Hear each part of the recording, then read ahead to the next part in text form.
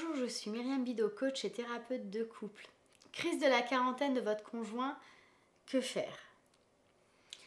Alors, c'est très compliqué d'aider quelqu'un qui est dans une crise de la quarantaine parce que c'est une crise qui peut véritablement impacter vous-même, vous impacter le partenaire, impacter le couple, impacter la famille. Donc c'est une crise qui peut se transformer, qui peut de crise personnelle se transformer en crise de couple et en crise familiale. Donc c'est important de faire attention à ce qui se passe et de contenir un certain nombre de choses pour pas que ça déborde, pour pas céder à la panique. Justement, qu'est-ce qui fait que l'un des deux partenaires, ou parfois les deux, sont en crise? En général, les crises, cette crise de la quarantaine, voire même crise de la cinquantaine, va arriver pour différentes raisons. D'abord, ça peut être des raisons professionnelles. Il va y avoir des déclencheurs, parfois qui sont bien identifiés, parfois un peu moins bien, toujours liés à des questions de sens. On ne perçoit pas suffisamment de sens dans son travail ou peu d'avenir, on ne sait pas où on va concrètement. Ou bien sur le plan personnel, on a des questionnements sur le plan vraiment existentiel. Qui suis-je? Où vais-je? Sur ce qu'on a envie de faire de sa vie.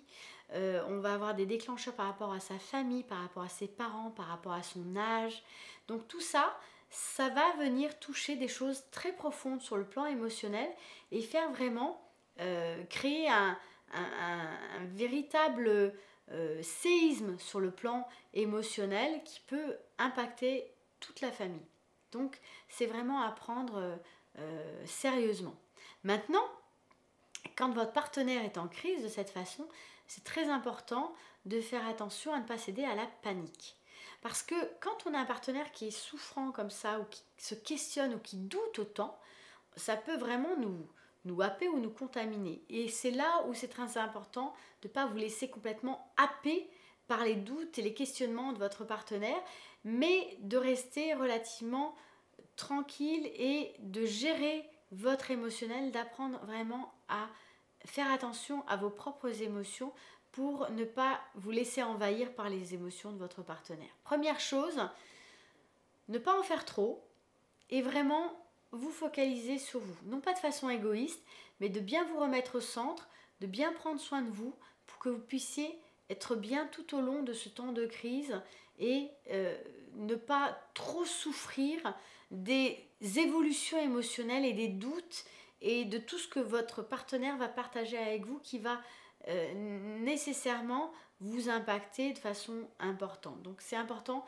vraiment de vous remettre au centre et de bien prendre soin de vous, d'avoir un certain nombre de repères et également de ressources pour pouvoir être suffisamment bien. Être capable de prendre la distance par rapport à votre partenaire, de lui laisser suffisamment d'espace, de le laisser respirer, de ne pas l'oppresser, votre partenaire au féminin ou au masculin, parce que la crise de la quarantaine peut aussi bien concerner un homme ou une femme, et de lui laisser aussi la place de pouvoir venir vers vous quand il sera prêt ou quand elle sera prête, ou quand elle en aura envie ou quand elle en aura envie. Toute l'idée, c'est de suffisamment bien maîtriser ses émotions, non pas de les colmater, mais de suffisamment bien les maîtriser. Pourquoi? Parce que comme ça, on va pouvoir garder un climat suffisamment apaisé pour que la communication puisse se faire. Cette communication, elle va être clé pour pouvoir continuer à avancer tout au long de la crise et pour que cette crise ne soit pas non pas un point d'arrêt ou un point de blocage ou de rupture dans la relation ou un point, on va dire, de blessure dans la relation, mais que vous puissiez traverser cette période difficile sans véritablement faire souffrance aiguë dans votre relation de couple. Deuxième point, c'est de vous faire aider si besoin.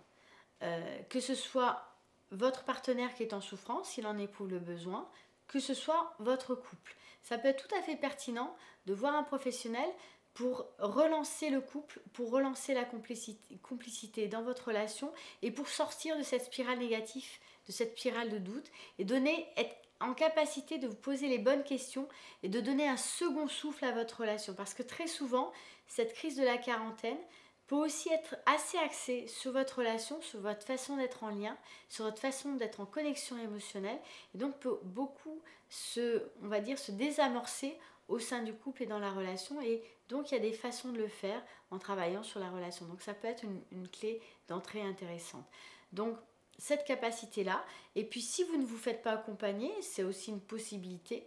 Vous pouvez, bien entendu, apprendre à traverser ça en partageant des moments positifs, en vous focalisant beaucoup sur le positif et en cultivant l'authenticité, c'est-à-dire en étant capable de partager sur le plan émotionnel des émotions difficiles ou négatives, mais en regardant toujours comment vous allez pouvoir transformer ça pour créer quelque chose de nouveau dans votre façon d'être en lien. Je vous propose de partager vos expériences si vous le souhaitez ou de partager vos questions dans les commentaires sous cette vidéo.